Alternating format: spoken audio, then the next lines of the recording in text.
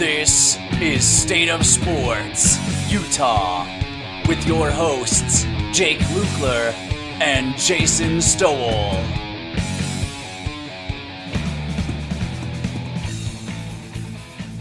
Hey, and welcome everybody to the State of Sports Utah podcast. We are your hosts. I'm Jake, and I'm here with Jason Stowell. Hey, guys. All right, back again. See, I told you we could be a little bit more consistent. Surprise. Yup. All right. 2022 is off to a very great start. Yes, it is. Yes, it is. Yep. So, Jason, why don't we just jump right in and let's talk about the last 2 weeks, right? So, obviously, week 1 and week 2. Now, you and I have had a slightly different experience. Not all too dissimilar, but different nonetheless. So, for the University of Utah Utes, they had a week 1 that had a bit of a disappointment down in Gainesville. Unfortunately, they came up short. A couple, a little bit of a slow start, which I'll admit was my biggest fear. I guess you could say my biggest worry is, I guess, more accurately. But they swung back, but they came back swinging against against an FCS opponent, Southern Utah, with the 4th highest scoring game in school history. And the highest since 1973, which was about 49 years ago.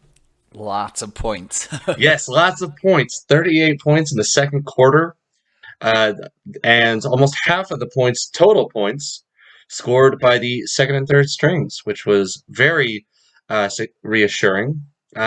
Ultimately, I'm feeling pretty good. I know there's quite a few Utah fans that are very disappointed, and don't get me wrong, I definitely am disappointed at the loss of Florida, but ultimately I'm feeling pretty good. I feel like, if there was a time to, if you had to lose to Florida, the preceding 3 weeks that we have currently is a very great stretch in order to, tighten up all the loose ends and really kind of fine tune any issues that may be there. That stretch being Southern Utah, and of course what the 2 predictions we'll be making with San Diego State and ASU. But like I said, I'm feeling pretty confident. I'm feeling pretty good. All the goals are still obtainable. Pac-12 Conference Championship is still totally winnable. Rose Bowl, totally an option, which was my prediction anyway. I predicted we would come up short on the CFP. But even if we don't, the CFP is still not totally out of the question. After all, there were a lot of upsets and a lot of really close upsets in the past 2 weeks. And so with all the shakeups, Utah is still definitely in the running. And I'm happy about where we are and very confident in the future.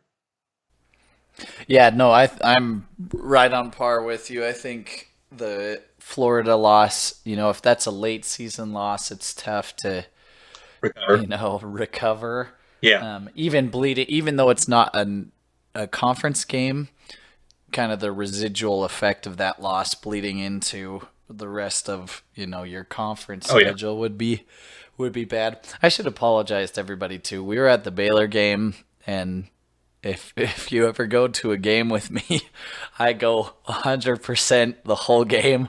So my voice is totally I guess shot. we posted about it all over our social media accounts, but we haven't brought it up. So Jason and I actually got the opportunity to attend both the Utah and the BYU game together. This last weekend. And honestly, it was a really great time. It was a lot of football. It was a lot of in-person football, and it was definitely 2 very different experiences. Utah playing a very non-competition game and just running up the score, and BYU in a dead heat for pretty much up till the very last second. It did go into double overtime, and both wins, so that was not embarrassing for either of us. And it was got a little Got a little sun at the Utah game. Yep, got a little sun since it was an earlier game. And yeah, Jake honestly, got his cougar tail. yep, the whole reason I went right there. And the nachos. We discovered these like crazy. What did they have in them? Sweet pork, tomatoes, black beans, a whole lot of cheese. I mean, a whole. They did not skimp. This huge bowl Oh yeah, of these huge awesome bowl. nachos at the Oh yeah, BYU game. So those first were good. half, cougar tail. Second half, nachos. Jake Oh was in yeah, heaven. oh yeah. Definitely made being surrounded by the sea of blue a whole lot more tolerable. That was an interesting experience. Like, I don't know, going behind enemy lines, right? For Yeah, like, Jake has come to a couple because his grandpa has or had season tickets, and so we've gone to a few games with them. But never wear blue when I go. By the yeah, way, it's I'm not a just traitor. we're neutral colors. We're not gonna be those guys that are like, really trying to create a scene and Yep. like in your face with our teams, right? Yeah. That's a little obnoxious personally, but neutral colors. But it was funny going into like the Utah Stadium and just being surrounded by like all of this, red, all of these Utah fans. I was like, I turned to Jake. I was like, wow. So this is what it's like. Yep. Just like kind of intimidating. It was fun. It Oh was yeah, funny. it was a blast. So Jason, why don't you tell us how you're feeling about BYU so far in the last Yeah. 2 weeks? So I, came right out of the gate after a 3-hour delay with the weather and Yeah. just smacked the crap out of South Florida. I mean, from the get go. It was funny. Their students were like, all hyped, and their players like in the locker room during the rain delay were like, they got brought in like a DJ. They were having this like rave in the locker room. They were all hyped and all this stuff just to come out and get smacked like 28 zip in the first quarter. It was it was awesome, and then put it into cruise control and got a healthy 50-21 victory. Yep. And then you did lose Puka Nakua in that game. In like the second quarter, he got rolled up on his ankle, and him and Gunnar Romney were ruled out for the Baylor game, and so it was definitely some concern going into that game. With the passing game. And I thought that game was going to be really decided kind of in the trenches. And in a manner of speaking, it was. So, BYU got the victory in double overtime, 26-20. Jake Oldroyd had 2 opportunities at the end of regulation and then in the first overtime to knock in a game winner field goal, but ultimately missing 2 field goals to win the game. That's rough. It is, and I feel bad for Jake because he's a good guy. He's been with the team for quite a long time, and he's made so many big time game winning kicks for us. So it was tough to see him. Both as a fan to see him miss those, but just also as a person, he really is a good dude. So, but defense held strong. Offense got the touchdown in second overtime, and you got the win. So, ultimately, that game was for BYU. They weren't going to lose the game at the line of scrimmage, which they did last season. Really, both sides, offense and defensive line, kind of got pushed around, and it cost us the game. And I think you saw Baylor really try to come out and pound the ball and really try and establish the run game just like they did last season. They ran for over 300 yards the last time we played. But it was a very different story. This time around, our offensive line in the run game didn't go crazy. Like I kind of figured they wouldn't. Baylor's one of the best defensive lines in the country. But our own defensive line stepped up to the challenge, and really it came down to the passing game for both teams, which kind of caught me off guard, and was what won the game for BYU. So that kind of leads into our week 1 and week 2 standout players in our next section here. So Yeah. for me, right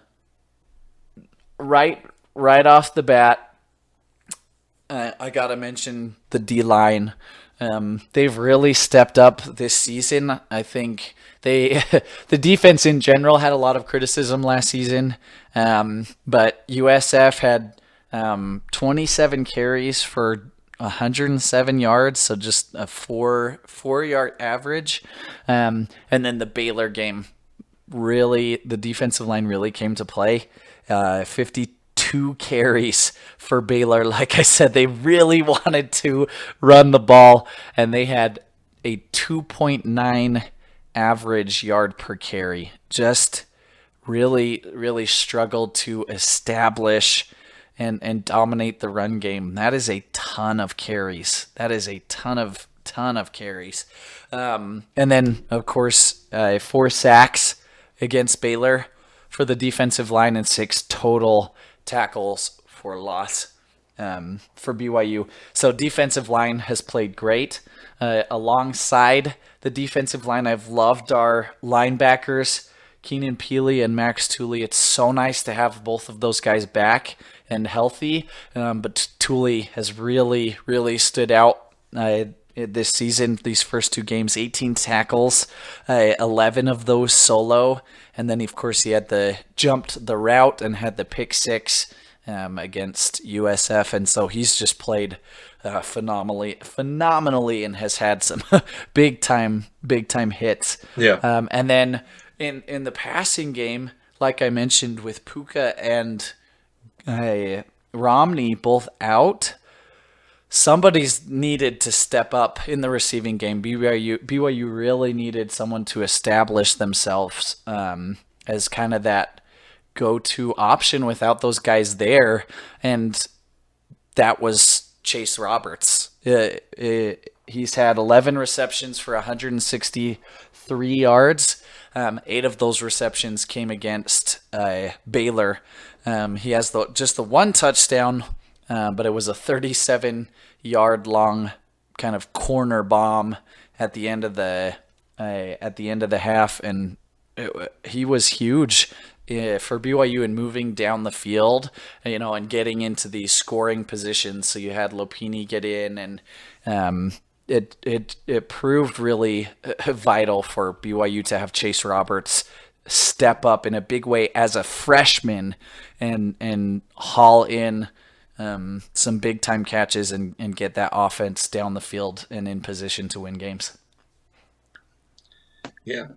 And on Utah, there were definitely some on Utah's side. My standout players, I guess you could say they're less of the guys with the high stats, more just the ones that I'm seeing a lot of potential going forward.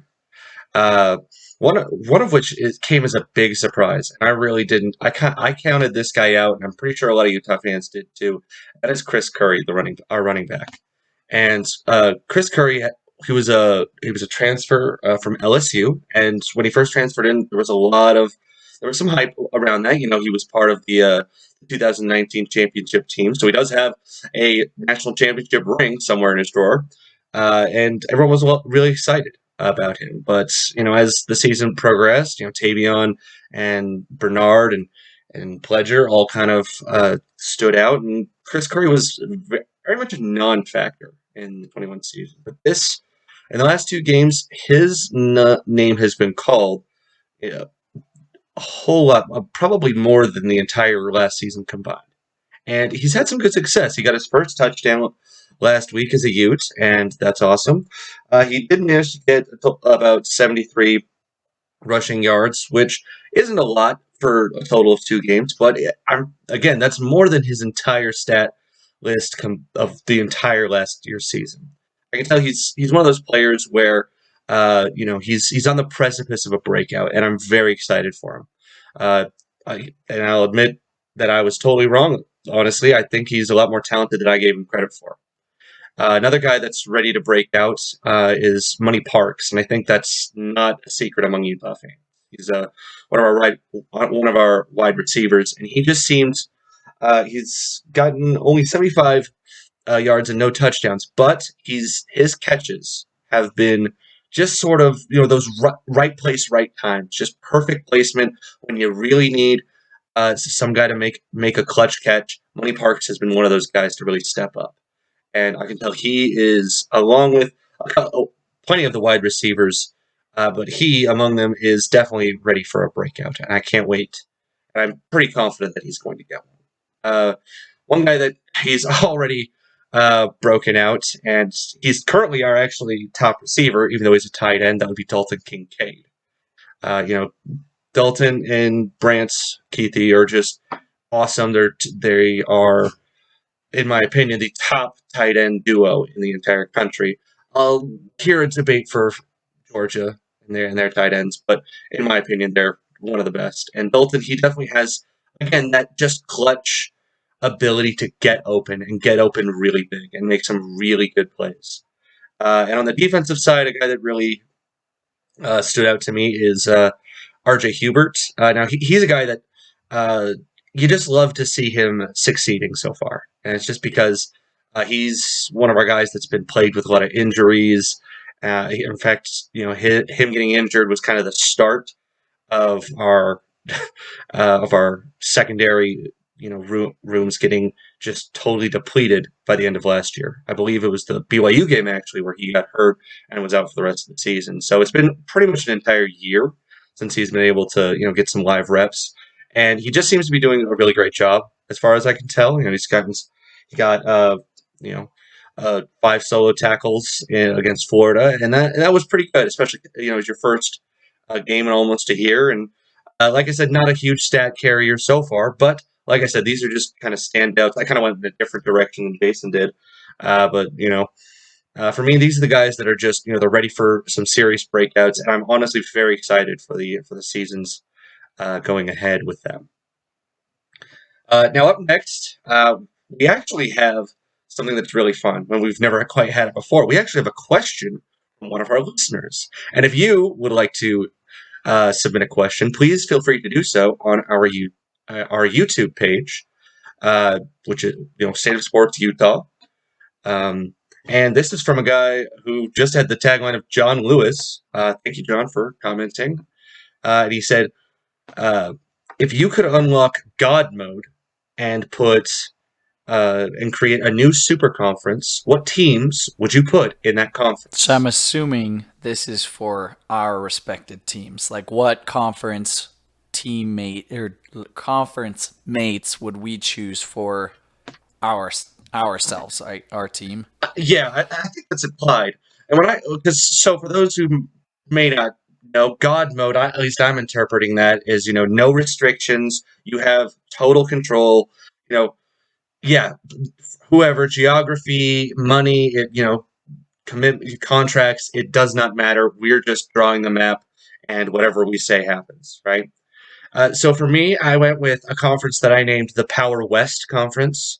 With the God mode, obviously all restrictions are taken off from me, but I decided to put some in just for my own amusement and just from it's not a plausible scenario, but it's like, I don't know, this is just the restrictions I sort of put on myself for the fun of it. And, so for me, it was, I wanted to pick from a lot of different conferences. I wanted to pick some really good teams. I wanted to pick some maybe lower end teams because, every good conference has to have a Vanderbilt, a Rutgers, a Kansas. You can't just have Georgia and Ohio States. You got to have some highs, but you got to also have. And let me say, seeing Jake's list totally influenced mine because, I mean, this conference is like it's basically what I would want. So I would say I will preface Jake's conference by saying ditto, because it looks a lot of fun. So for the sake of diversity, I've gone a different direction as well.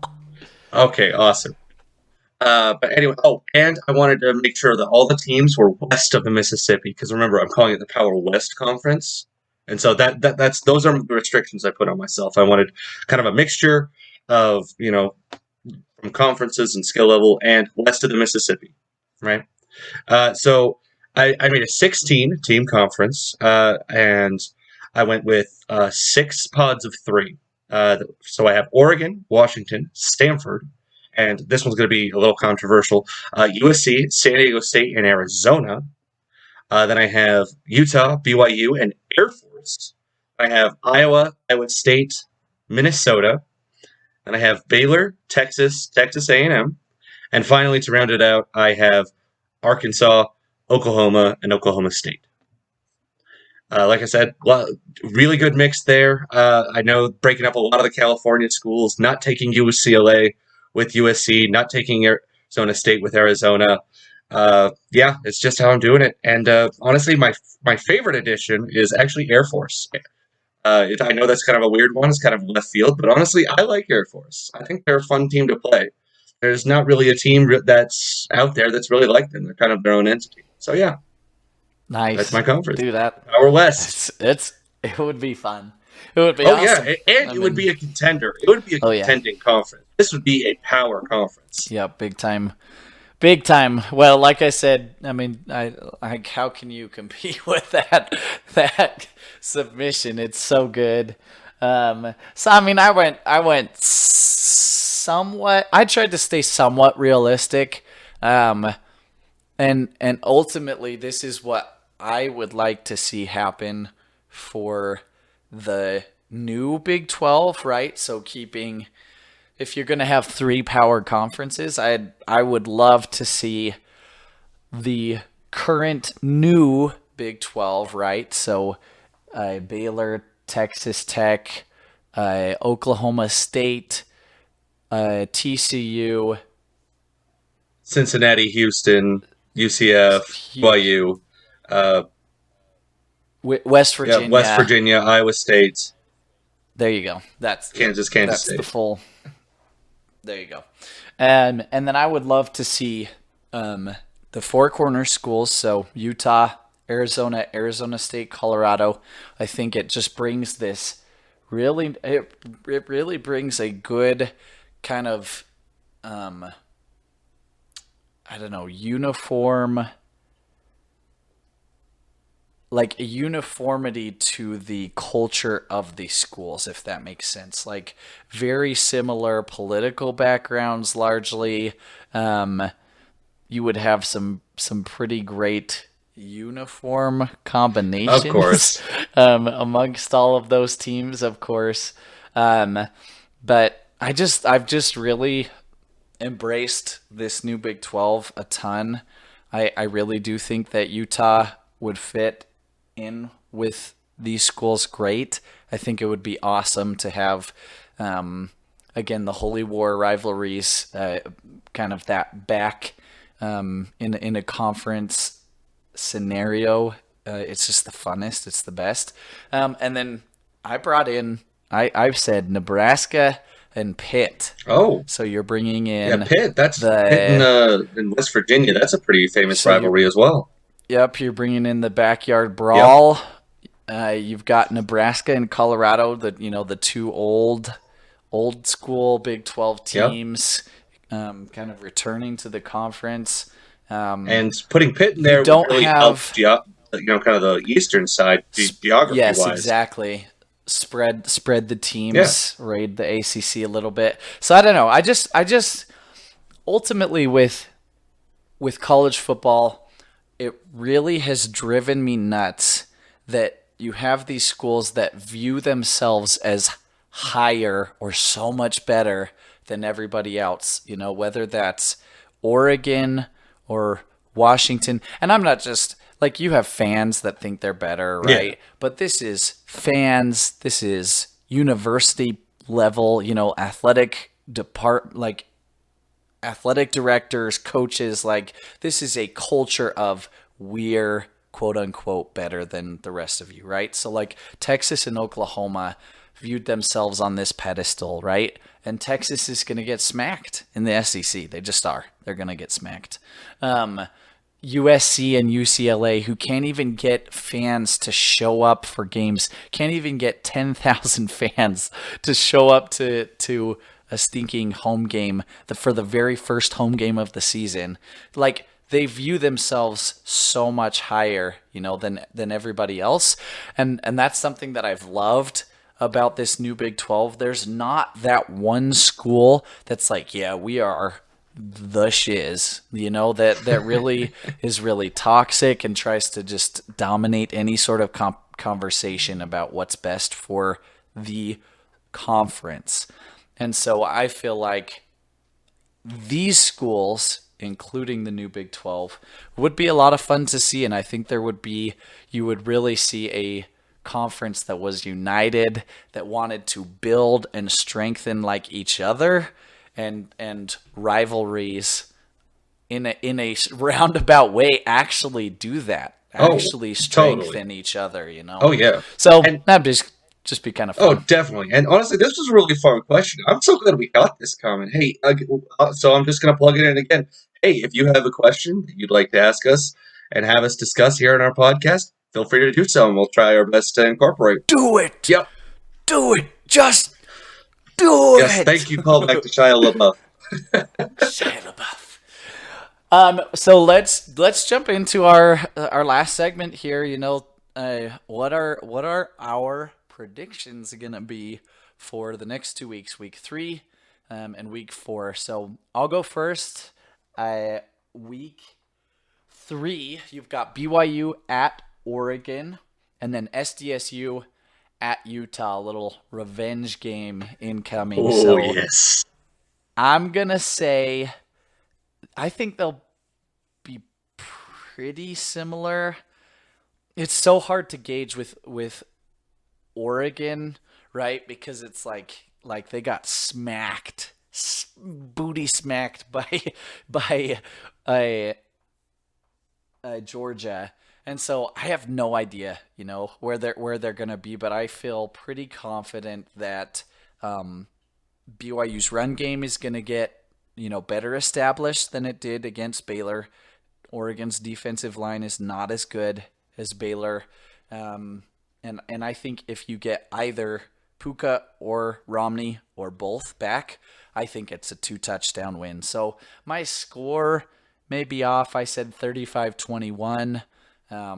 It may be lower than that, ultimately, but I think it's a 2-touchdown win for BYU. I think they're going to be pleasantly surprised with not having to run against a defensive line like Baylor's.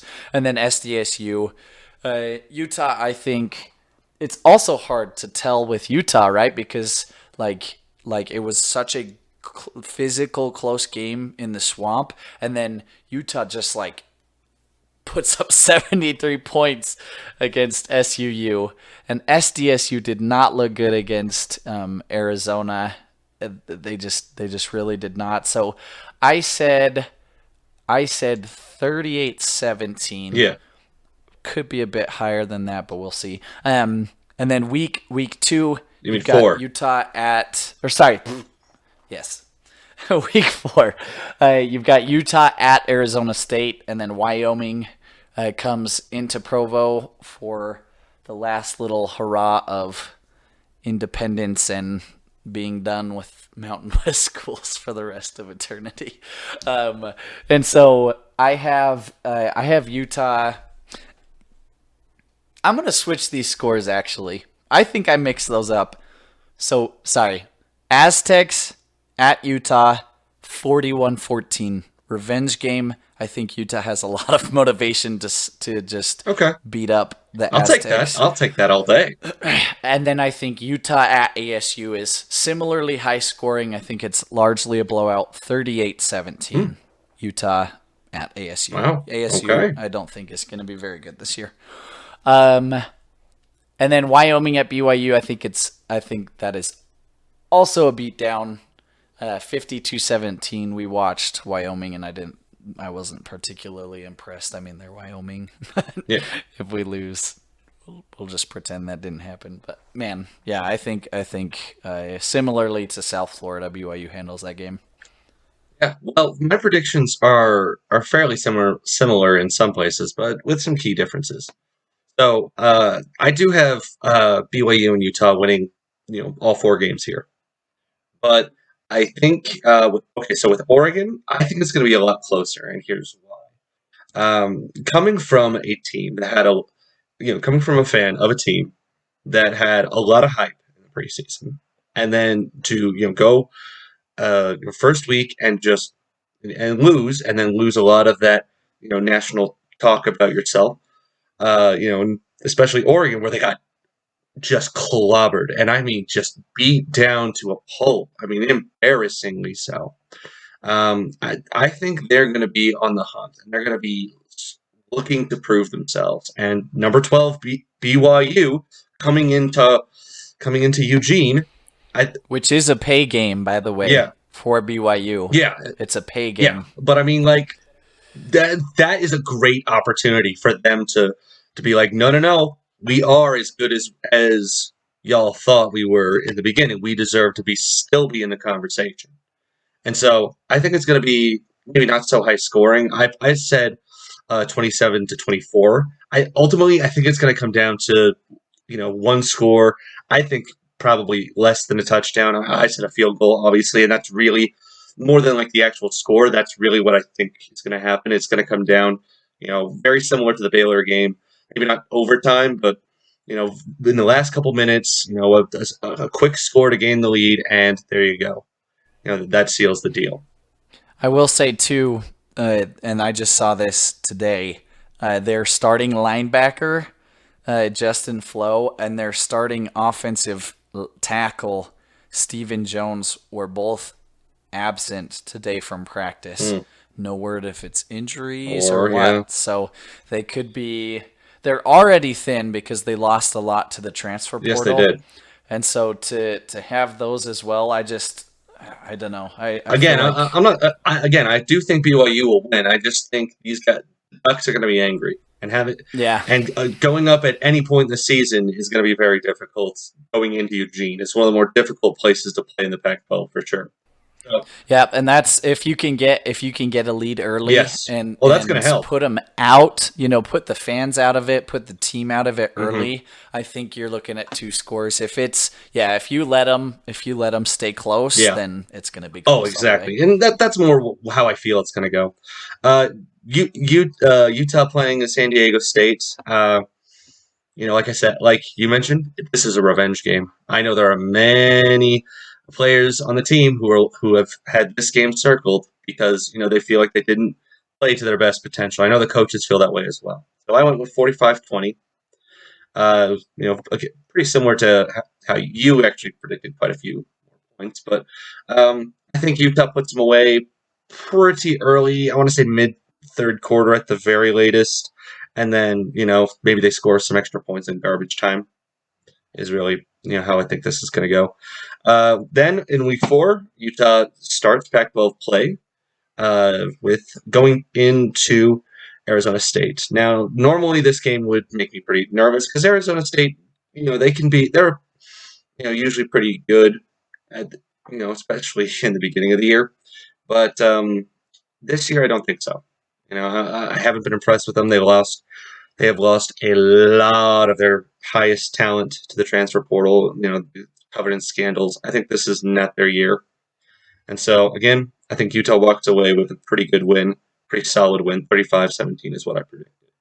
And as I kind of was mentioning beforehand, Southern Utah, San Diego State, Arizona State, this is a really great stretch for Utah. This is in my opinion, this is our easiest stretch of the entire season.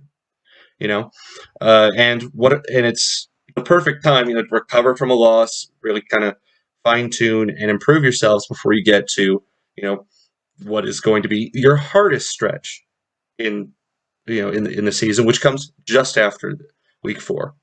So, like I said, very excited for these games. Kind of working out the kinks. And finally, for BYU, I think you should beat this team, but I am going to put a trap game warning on this game. I think if theoretically BYU comes in 3-0 and they look at this Wyoming team, I think this might be a game that the Cougars overlook. And I'm not saying they will. I'm just saying they could.